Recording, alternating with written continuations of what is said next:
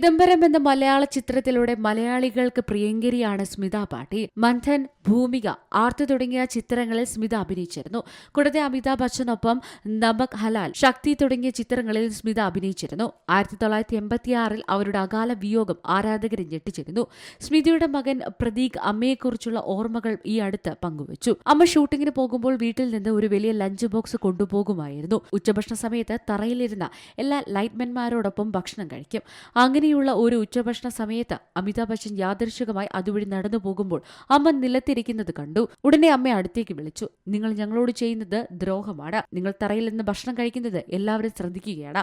അപ്പോൾ ഞങ്ങൾ അത് ചെയ്യേണ്ടി വരും. ഞങ്ങളത് ചെയ്യാത്തത് കാരണം ഞങ്ങൾ മോശക്കാരാകുകയാണ്. സ്മിത നിസ്സംഖ്യയായി അമിതാഭ് ബച്ചനോട് കാരവാനിൽ പോകാനും ഞാൻ ഭക്ഷണം കഴിക്കട്ടെ എന്ന് പറയുകയും ചെയ്തു. പിന്നീടുള്ള ദിവസങ്ങളിലും സ്മിത ഇങ്ങനെ തന്നെ ചെയ്തു. അതേ അഭിമുഖത്തിൽ രാജ് ബബ്ബറിന്റെ കുടുംബ പേര് ഉപേക്ഷിച്ച് അമ്മ സ്മിത പാട്ടീലിന്റെ പേര് തിരഞ്ഞെടുത്തതിന്റെ കാരണം പ്രതീക് വെളിപ്പെടുത്തി. താൻ വെറും പ്രതീക് ആയിട്ടാണ് ജനിച്ചതെന്നും ജനനത്തിന് ശേഷമുള്ള സംരക്ഷണാവകാശ പോരാട്ടത്തിന് ശേഷം തന്റെ അമ്മയുടെ കുടുംബമാണ് തന്നെ വളർത്തിയതെന്നും അദ്ദേഹം പങ്കുവച്ചു.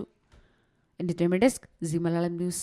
ഏറ്റവും പുതിയ വാർത്തകളും വിശേഷങ്ങളും വിരൽ തുമ്പിലറിയാൻ സീ മലയാളം ന്യൂസ് എല്ലാ ഡിജിറ്റൽ പ്ലാറ്റ്ഫോമുകളിലും ലഭ്യം.